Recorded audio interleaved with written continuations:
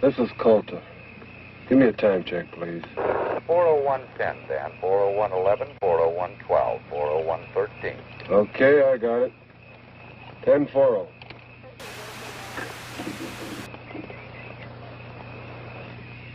Car 2, code 1305. Proceed to point 7 at once. Roadblock. 10-4. Emergency, code 1305. Establish roadblock, code 1305.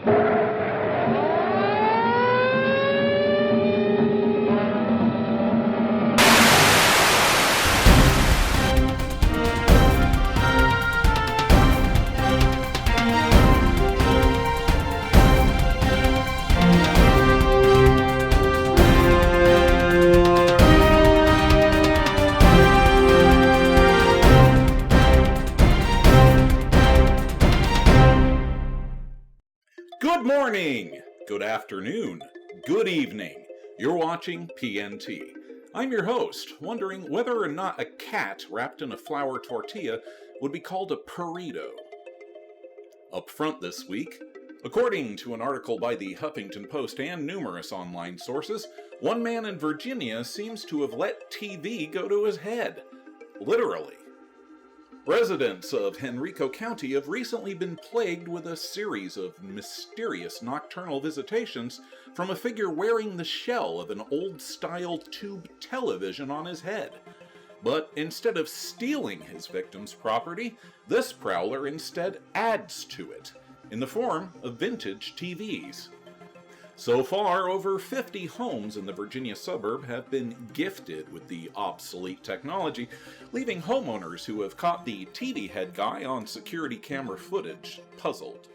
Mr. TV head appears to be unconcerned with the surveillance, however, often taking the cheeky step of turning and waving to the camera before moving out of view.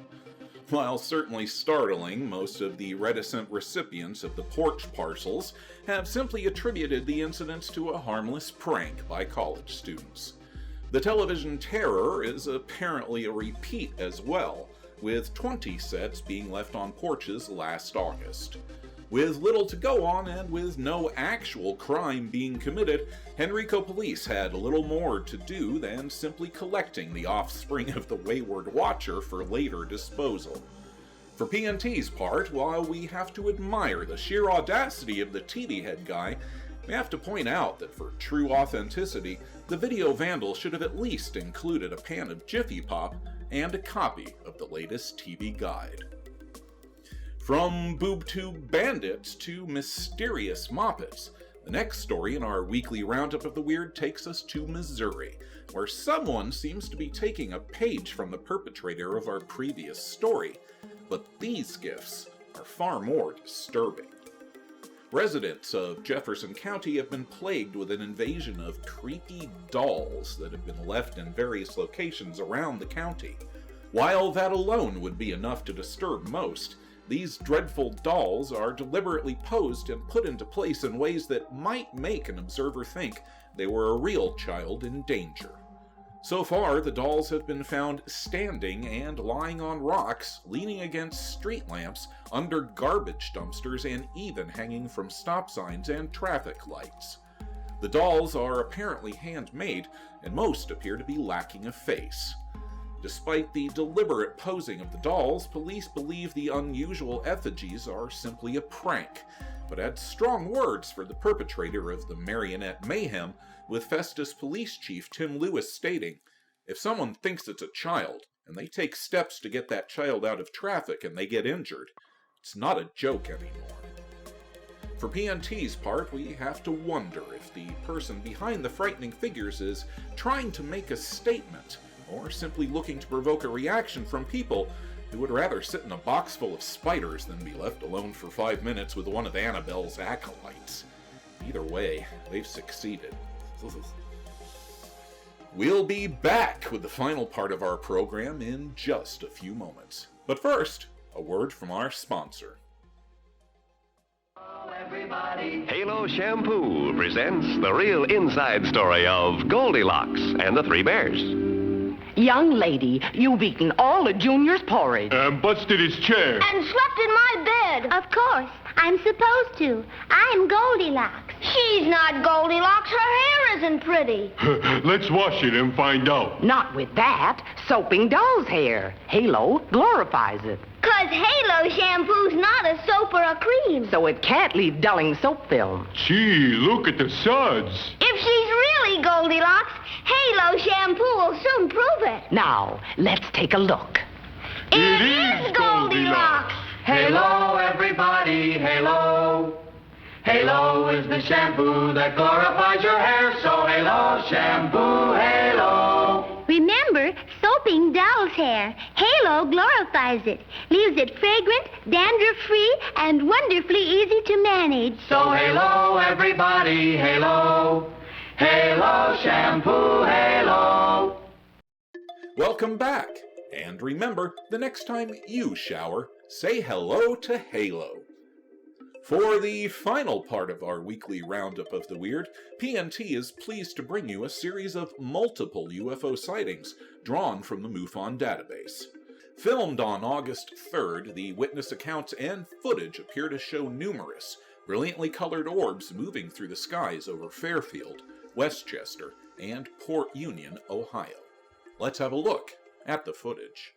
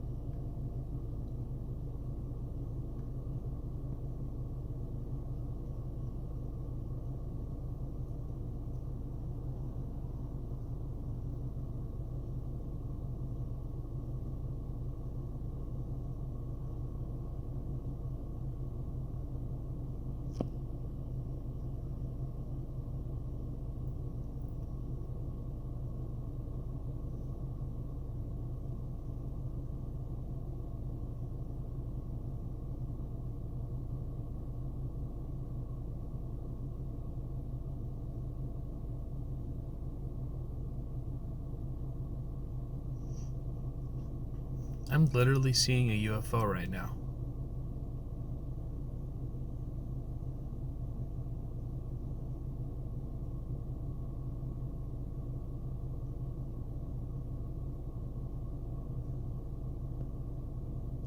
And then the lights go out. And there's more.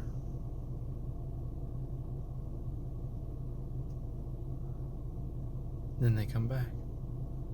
What are those?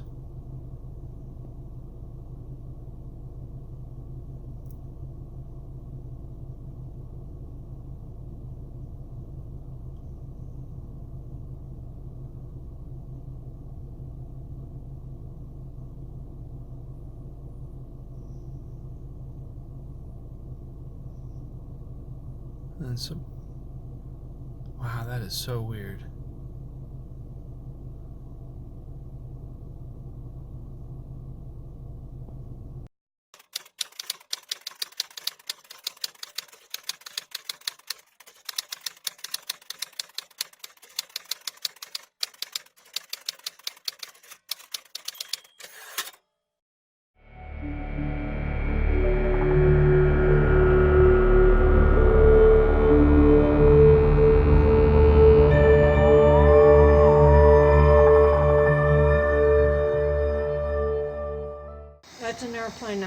Is that a jet fucking looking for it?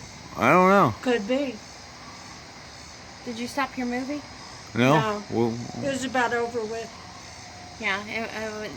I don't know. That thing looks like it's fading out too. There they are again. Holy shit. Dude, that's a fucking UFO. Or they're moving. The one my dad saw over on Webster had different colored lights that went around and around it. It was after a bad storm at night. No, they're not even showing up on your phone. They're not out again. They're fucking showing up perfect on mine.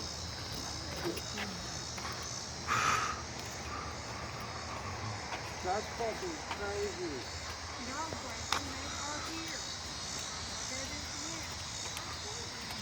What the fuck is this?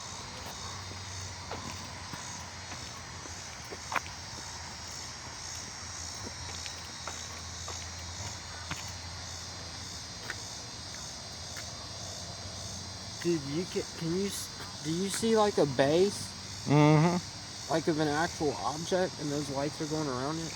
Mm-hmm. And look, they just fucking fade back. What the fuck? But everybody thought I was always crazy because I was saying that I seen them. No, I've seen shit too, but I've never seen something that fucking big.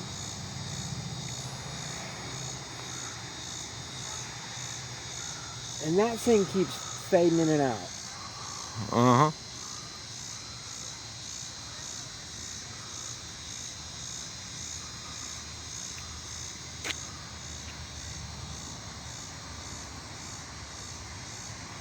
Dude, holy shit. My Lord, what is that? What the?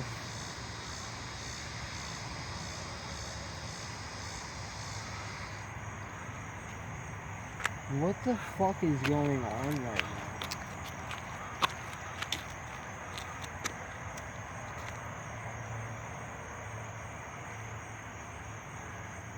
This is the craziest shit I've ever seen. Oh, now all different color lights.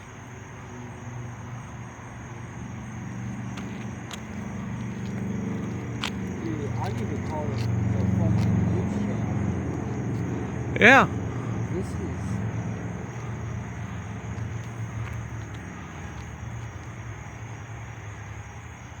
This is weirder than all get-outs. It's like small firework shows that they're...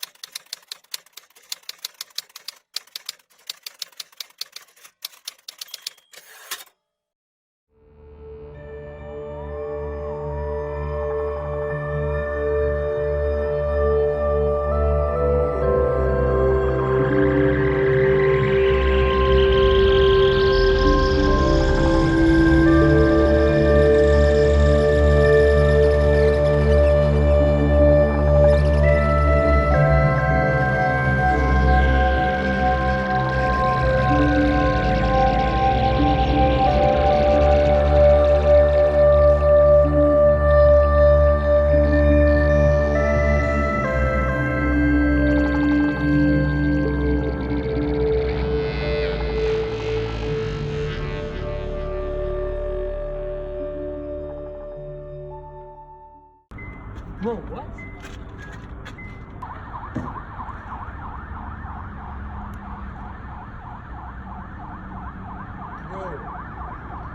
What is this? I mean, that's a UFO. It just moved like. It moved, miles. yeah, like it moved a lot further south. 2 seconds. And they disappeared, and now they're back, and now they're going out again. Now they're going out.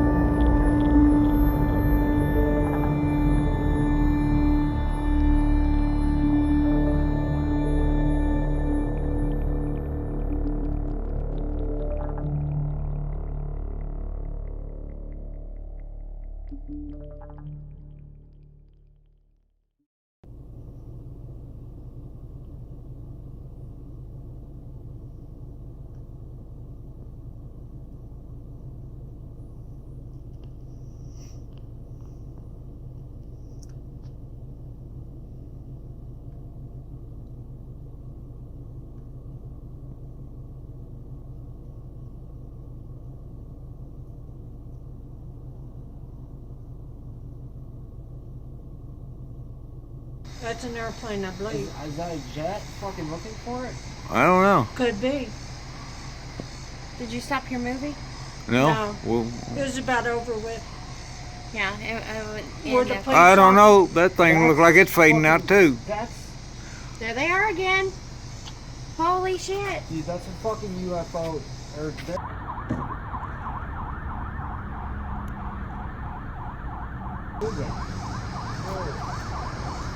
What is this?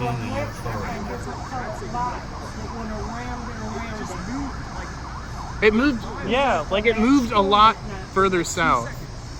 And they disappeared, and now they're back, and now they're going out again. They're going out again? They're fucking showing up. And then the lights go out. There's more. That's fucking crazy. Then they come back. What are those?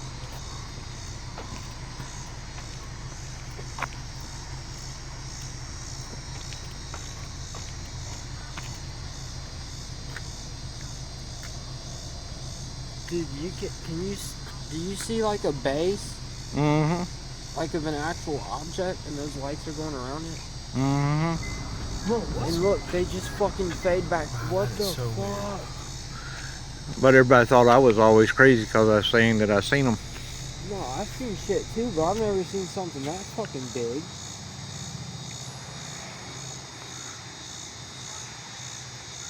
And that thing keeps fading in and out.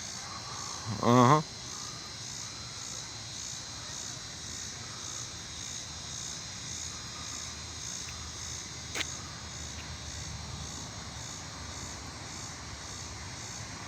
Dude, holy shit. My Lord, what is that? What the?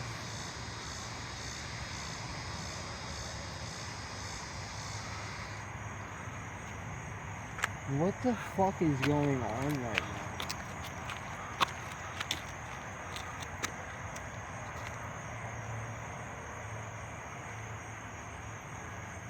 This is the craziest shit I've ever seen. Oh, now all different color lights.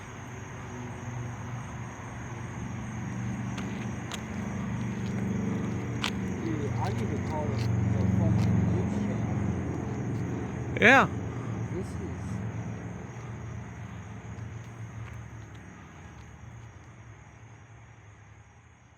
This is weirder than all get outs.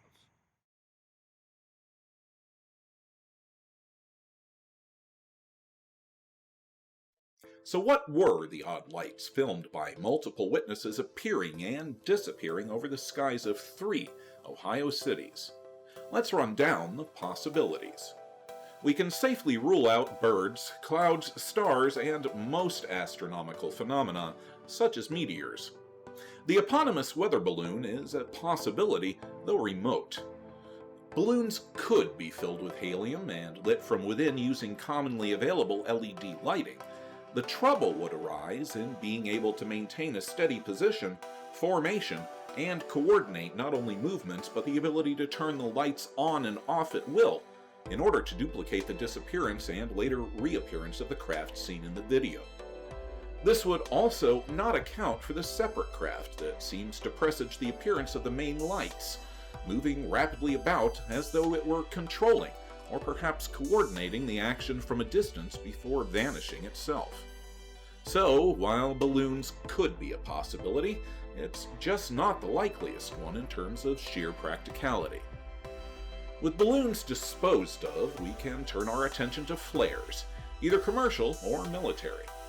We have seen before that flares are often mistaken for UFOs due to their luminosity, slow drift patterns, and telltale burnout. But in this case, those same attributes rule against flares, clearly exhibiting both independent movement and the ability to fade in and out of view, something that a standard flare cannot achieve.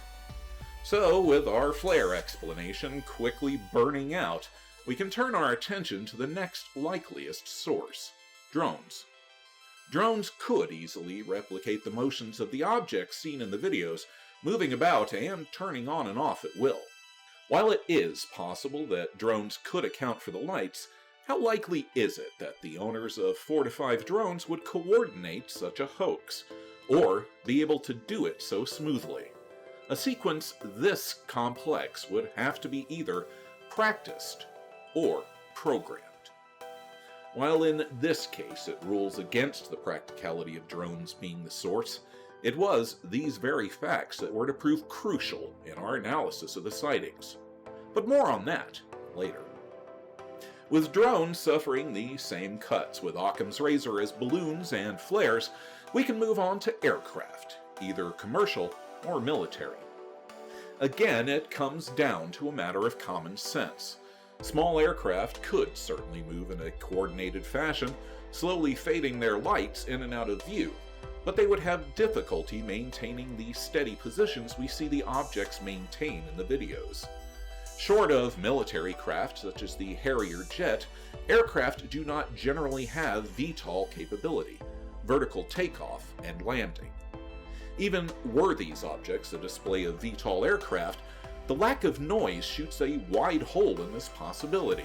VTOL craft are notoriously loud and would certainly have been heard by the witnesses and be present on the audio track of the videos. As we can hear, there's no sound. While a smaller aircraft might certainly account for the smaller separate light that appears to be coordinating the motions of the others, it would not account for the aerodynamics the larger lights display.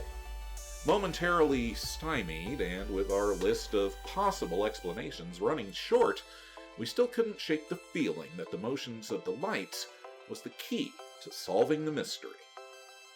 Setting that instinct aside temporarily, we attempted to determine the location of the strange lights on the hopes that it might shed some light on the puzzle, with where pointing to what. As a result, PNT took the various pieces of footage and painstakingly matched the timestamps of each of the videos and arranged them to run chronologically, showing the entire 3-minute sequence simultaneously and in real time. Not an easy task, but a worthwhile one. For you. We then marked the rough locations of the witnesses themselves, triangulating the lines of sight from each location where they meet, thus allowing us to pinpoint the area the lights were hovering over. In this case, a housing development north of Port Union called Beckett Ridge, which boasts an exclusive golf club and a well-manicured HOA. This discovery only provided us with another question. Why would these odd objects be over this precise spot? Smelling a possible answer, we searched the online event calendars for the surrounding cities, looking for any event on the date of the sightings, August the 3rd. We found none that could account for such a display until we dug deeper into the calendar of the Beckett Ridge Golf Club itself. We discovered that on August 3rd, the resort was hosting the 2019 Hoodie Memorial Golf Tournament, and that the tournament had been capped off with an aerial display provided by a local company called Team Fastrax. The program consisted of skydivers fitted with bright LEDs and a spotter airplane that was indeed acting as a coordinator for the performance. Ironically, this revelation led to another question. Why was the spotter plane also fading in and out? And why were there no running lights displayed on the craft, or the red and green indicator lights required by law? Curious also is the seeming ability of the skydivers to actually gain altitude, rather than falling at a steady rate. Is this simply expert maneuvering, or a cover for something more interesting? The possibility that Team Fastrax might not have been alone in the skies on August 3rd. What if, through sheer coincidence, or perhaps design, the aerial show served as a cover for an actual UFO appearance? Consider the startled reactions of the witnesses, the length of time of the event, and the rapid movements from one suburb to the next. PNT was only able to assemble 3 minutes out of a much lengthier sighting. Who knows what might have occurred in that time? Is it possible that some unknown intelligence spied the performance from the air and decided to join in the festivities? While this may seem far-fetched, we can point directly to the 1947 Portland UFO wave we just covered in the latest episode of Hidden UFO History for precedent. The objects over Portland decided to make their visitation on July 4th, Independence Day, which abounded with celebrations both on the ground and later in the air. Could others, like the Portland UFOs, have been drawn to investigate and perhaps reveal themselves openly, thinking that they were being signaled from below, and hijacking, if you will, the festivities, the intergalactic equivalent of party crashing?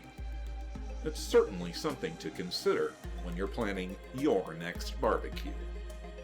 But whether or not the strange lights recorded by multiple witnesses fading in and out of view over 3 Ohio suburbs were a coordinated drone display, an extremely capable team of skydivers performing for a banquet dinner, or something else entirely, we'll leave up to you to decide.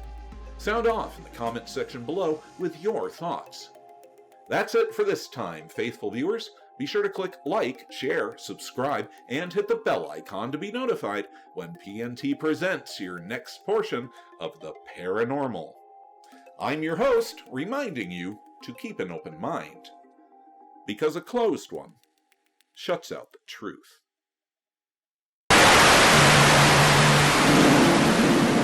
Clint. Wait a minute, Clint. Don't run. Come on, Clint, get in the truck. You can't get away.